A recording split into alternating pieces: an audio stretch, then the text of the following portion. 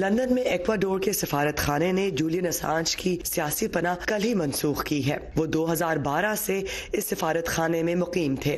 وجہ یہ بنی کہ ایکواڈور کی حکومت کا کہنا ہے کہ انہوں نے ضابطے کی خلاف ورزی کی اور پھر برطانیہ کی پولیس نے انہیں گرفتار کر لیا۔ امریکی صدر ڈونلڈ ٹرمپ کا کہنا تھا کہ وہ وکی لیکس کے بارے میں کچھ نہیں جانتے۔ میں وکی لیکس کے بارے میں کچھ نہیں جانتا، یہ میرے مطلب کی چیز نہیں۔ مجھے یہ پتا ہے کہ اس کا تعلق جولین اسانج سے ہے اور مجھے معلوم ہے کہ جولین کے ساتھ کیا ہوا، اور اس کیس کا تعین اٹارنی جنرل ہی کریں گے جو پہلے سے زبردست کام کر رہے ہیں۔ حالانکہ 2016 کی اپنی انتخابی مہم میں صدر ٹرمپ کئی بار وکی لیکس کا ذکر کر چکے ہیں، خاص طور پر اس وقت جب اس سائٹ پر ڈیموکریٹ نیشنل کمیٹی کی ای میلز لیک کی گئی تھیں۔ WikiLeaks, I love WikiLeaks.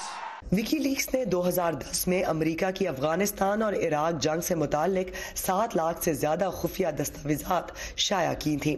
اس سلسلے میں ان کی مدد کرنے پر امریکی فوجی چیلسی میننگ کو 2010 میں جاسوسی کے جرم میں گرفتار کیا گیا تھا۔ 2017 میں وہ رہا تو ہوئے، مگر انہیں وکی لیکس کے خلاف بیان نہ دینے پر اسی سال گزشتہ ماہ مارچ میں پھر گرفتار کر لیا گیا ہے۔ 2012 میں ریپ کے الزام کے بعد اسانج نے ایکواڈور کے سفارت خانے میں پناہ لی تھی۔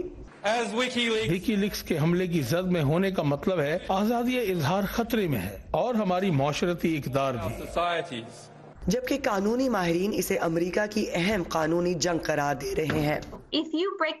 وہ کہہ رہی ہیں کہ اگر آپ معلومات کے حصول کے دوران قانون کی خلاف ورزی کرتے ہیں تو پھر آپ کو بولنے کی آزادی کا امریکی قانون نہیں بچا سکتا، لیکن اگر معلومات کسی اور نے غیر قانونی طریقے سے حاصل کی ہیں اور آپ نے صرف شائع کی تو پھر یہ قانون آپ کو بچا پائے گا۔